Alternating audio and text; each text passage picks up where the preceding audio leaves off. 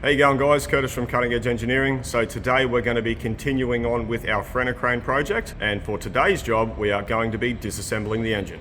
So this is a Perkins RS8 1603 engine. It is a 4-cylinder and it is turbocharged. So you do find these in a lot of different configurations. They can be a constant speed engine used in a generator, used on water pumps, agricultural equipment, trucks, and pretty much anything else you need to power. Perkins are a really good quality engine. They are known for their reliability and their durability, so it will be interesting to see what we find inside. So I'm definitely not a diesel fitter by any means. I used to rebuild my own engines for my drift cars. I have worked on quite a lot of diesel engines in dozers, excavators and scrapers, but I have never pulled down a Perkins engine before, so it will be interesting to see if there are any major differences between a Perkins to another style of engine. So the main things I'm going to be looking for when I do disassemble it is any excess wear on, say, bearings or piston rings or on the pistons themselves. So there wasn't any issues with the engine actually running. It was the fuel problem that was giving us all the problems, but this engine is only supposed to be a couple of 100 hours old. The only way we're really going to figure that out is by opening up the engine and having a look inside. So the first thing we're going to do, I am going to remove the bell housing and the flywheel so we can get this onto the engine stand.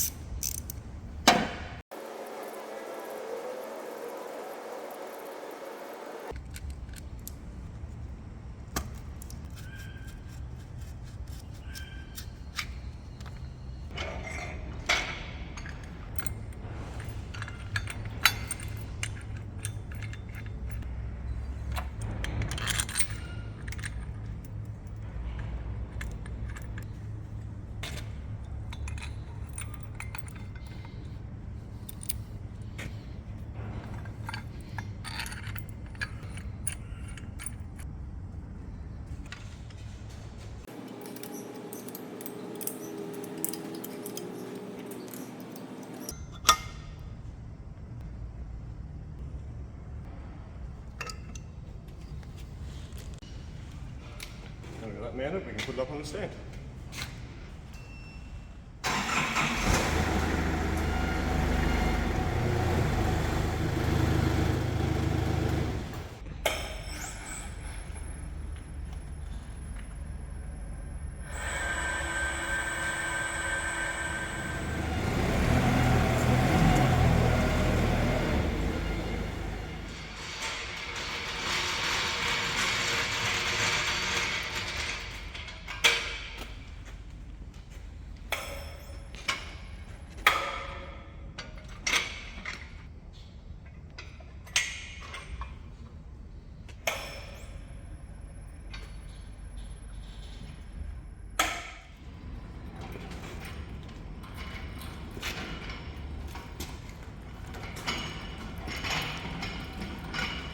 Righto guys, now that we've got the engine mounted up on the engine stand, first thing I need to do is drain all the oil out of it. After I've drained the oil, I'm going to start removing the accessories such as the alternator, the turbocharger, and anything else that just bolts on. Once we've done that, we can start pulling the top off the engine.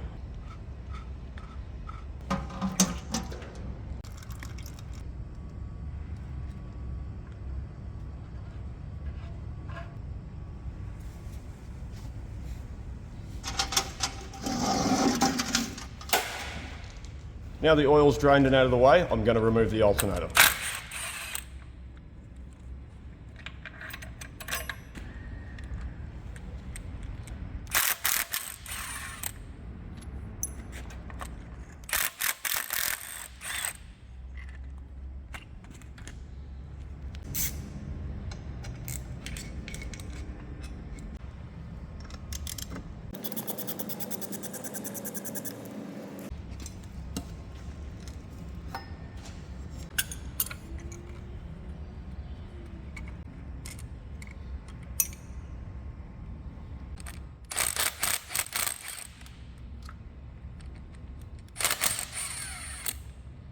And now I'm going to remove the manifold and the turbo.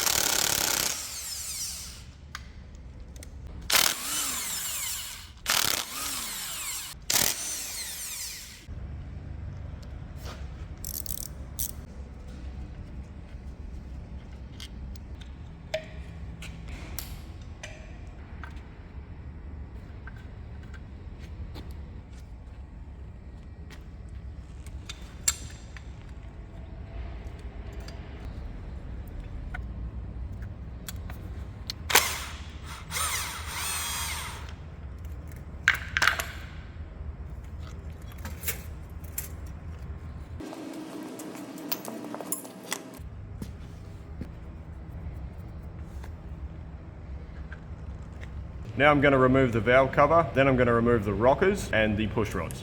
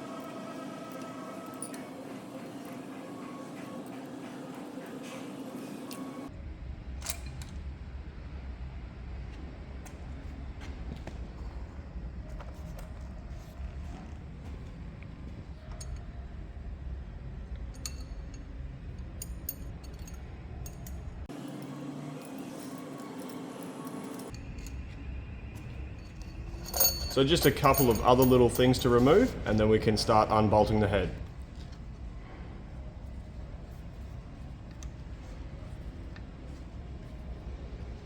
It's really on.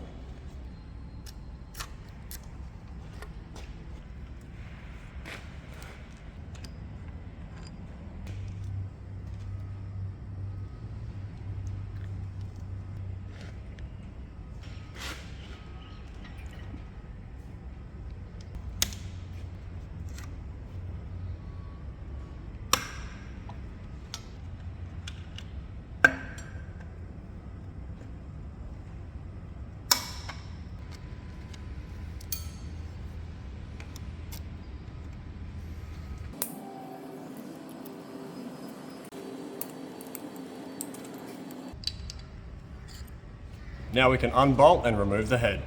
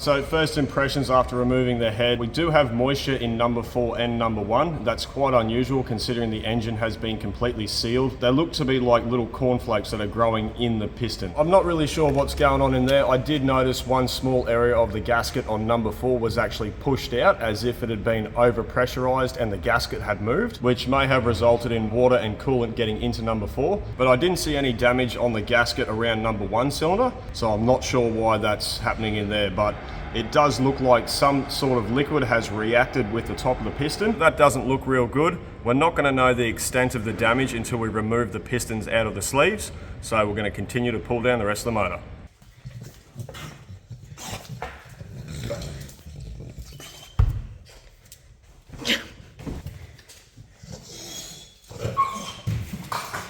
Okay, jeez Louise. Ooh. Homeless. Sit.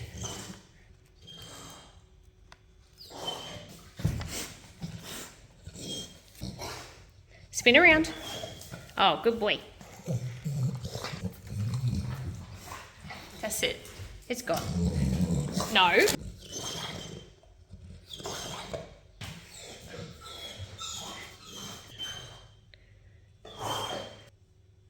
Good boy. Yes.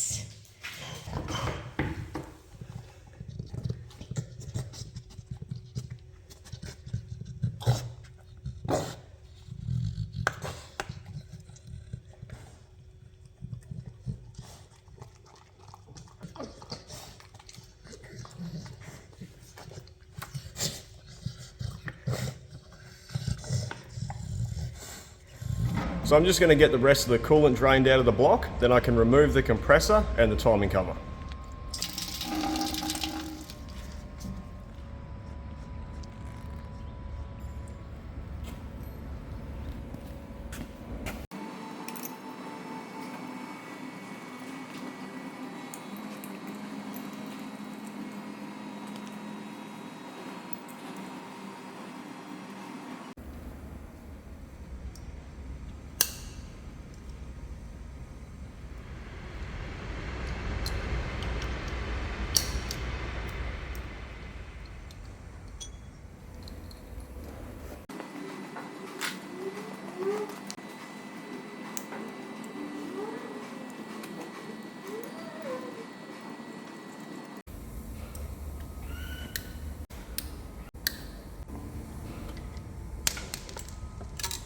Whoa.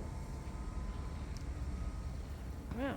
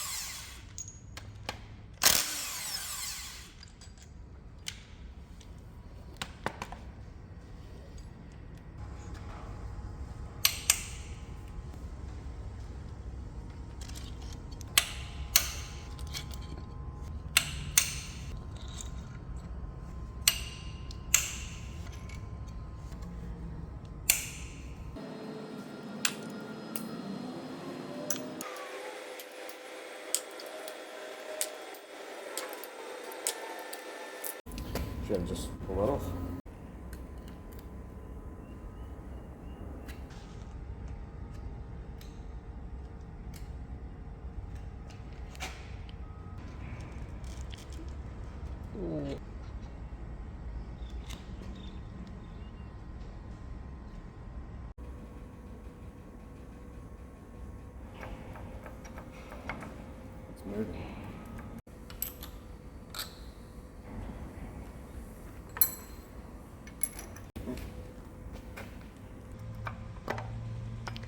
So it's just pushed in, and then those 3 bolts that hold the idle gear on is what locks that from spinning. And oil's fed through there.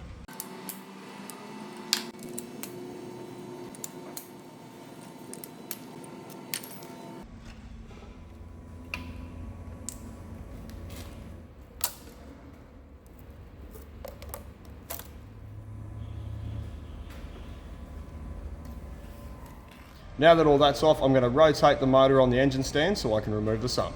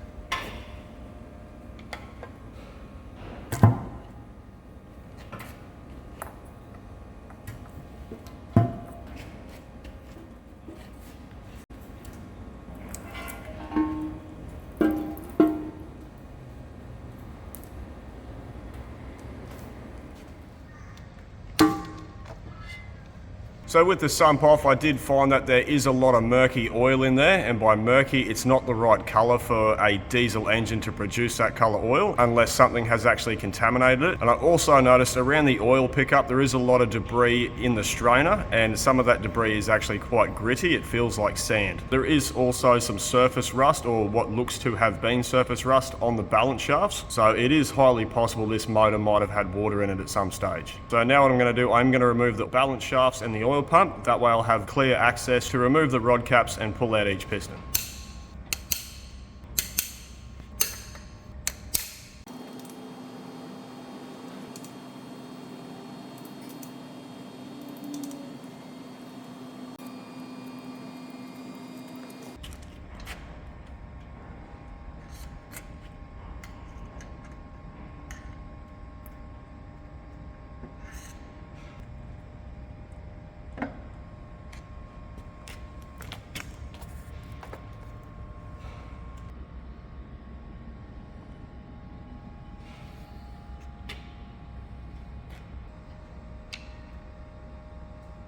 Oh.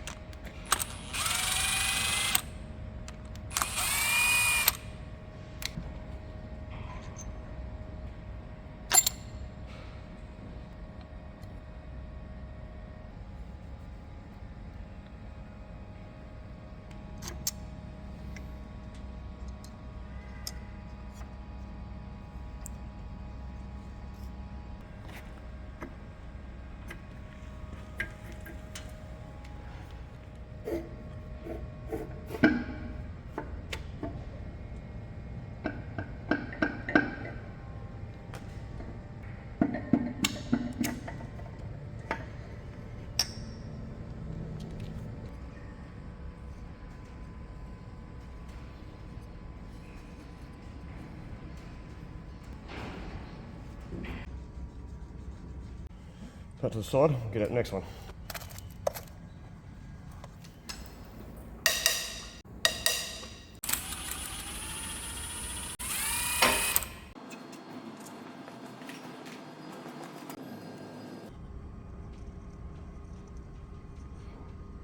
Why are they scratched going sideways? They should be scratched around them because that's the way it rotates. Why are they going across them?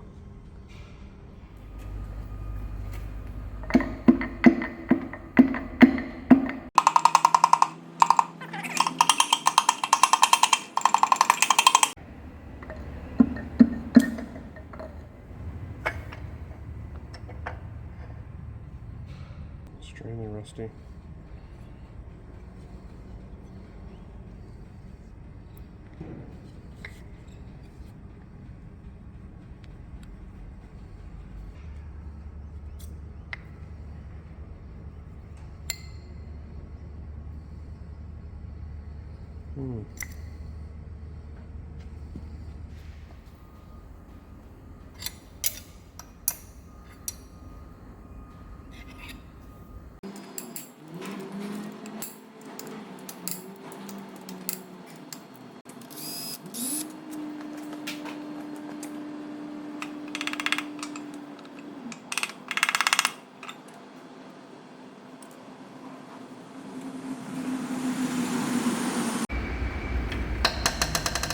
And they fell out.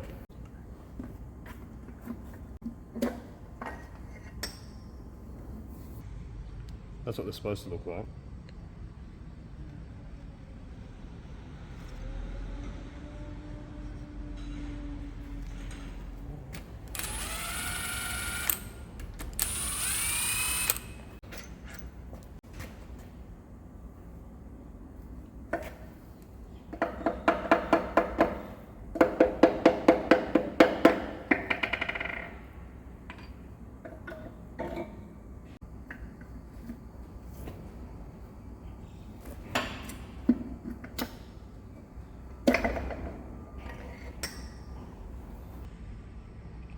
A bit of metal stuck to it.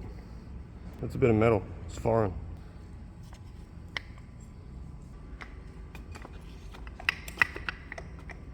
Righto, so we've got all 4 pistons out. There is a little bit of unusual scratching on the sides of the piston and also on the big end bearings. Generally, bearings you'll find the score or the scratches go around the bearing, but these actually go across them. That's a little bit unusual. I'm not sure if that's a standard thing, but I haven't seen that before. We also notice there is a little bit of metal impregnated into number 3 piston just below the top ring. We won't know if it's done any damage to the bore until we flip the motor back over, but before I flip it over, I'm going to pull out the crankshaft.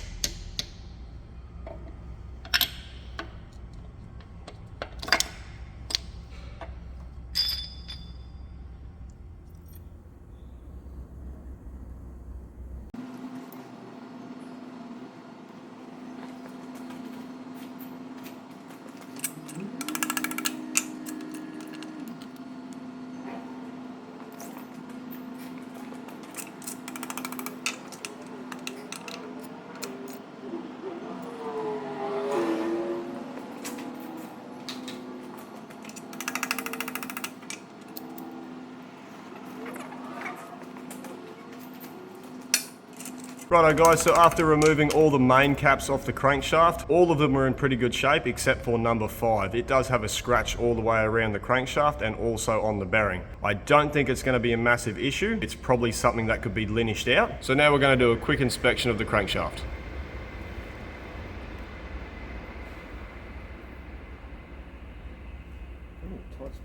So the crank is a little bit tight to turn in the block. That could just be material inside the bearings. I can't see any more scratches. It looks to be in pretty good shape. So now we can get this out of the way and turn the motor over so we can inspect the bores.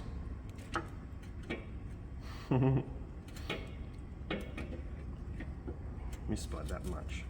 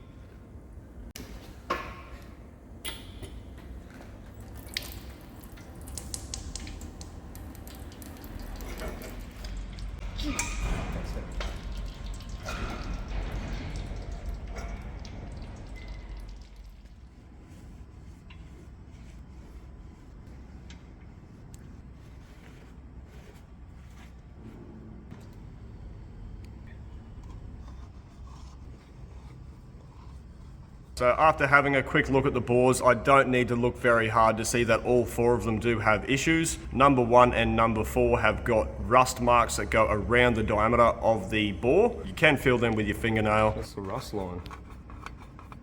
I'm gonna say that's from water getting in there somehow and the motor sitting without being started for a pretty good period of time. Number 2 isn't in too bad a shape. You can feel lines in that, but number 3 has got lines from the top all the way to the bottom. That bore was the one with the piston that had the metal impregnated into it, and that corresponds with the scratches up and down the bore. They're too deep to be honed out. That's gonna have to be oversized. And also the bores are quite glazed. There is no cross hatching left in it, and it is a silky smooth surface except for the scratches.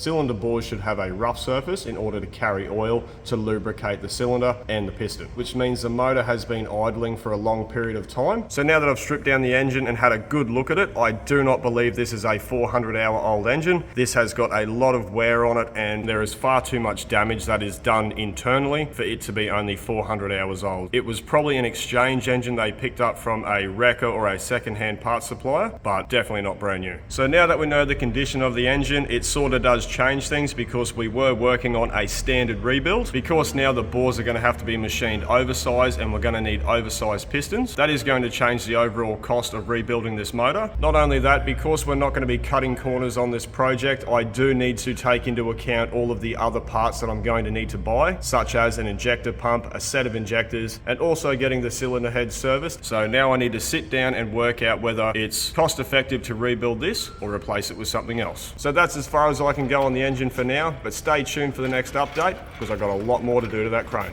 Thanks for watching.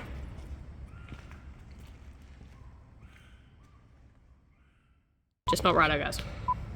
Okie dokie then. How do I start it then? So, righto, fucking shit. Right, fuck. Need other words. So this is a 4-cylinder turbocharged RS. Now I can remove the rocker cover. Oh fuck. So now that I've stripped down the engine fuck. I'll try again and start again. Fuck off train. Fuck off train. Mushy mushy. Jeez Louise. Not that strong. Oh my god. Of course they're a different size. Of course they're not.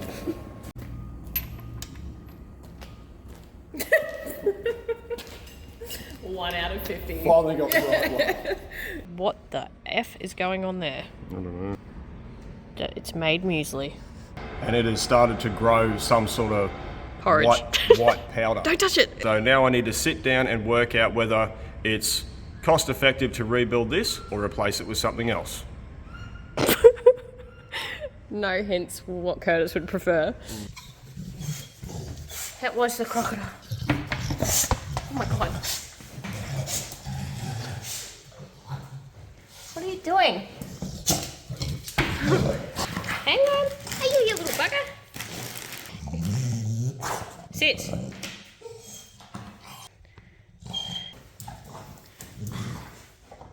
Come on, let's go.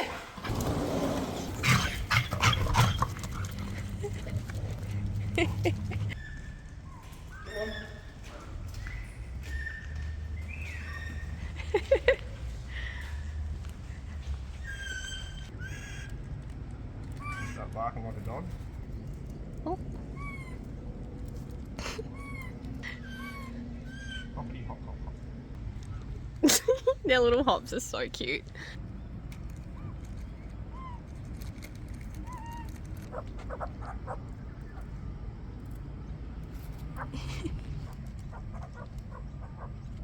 Yeah, Karen.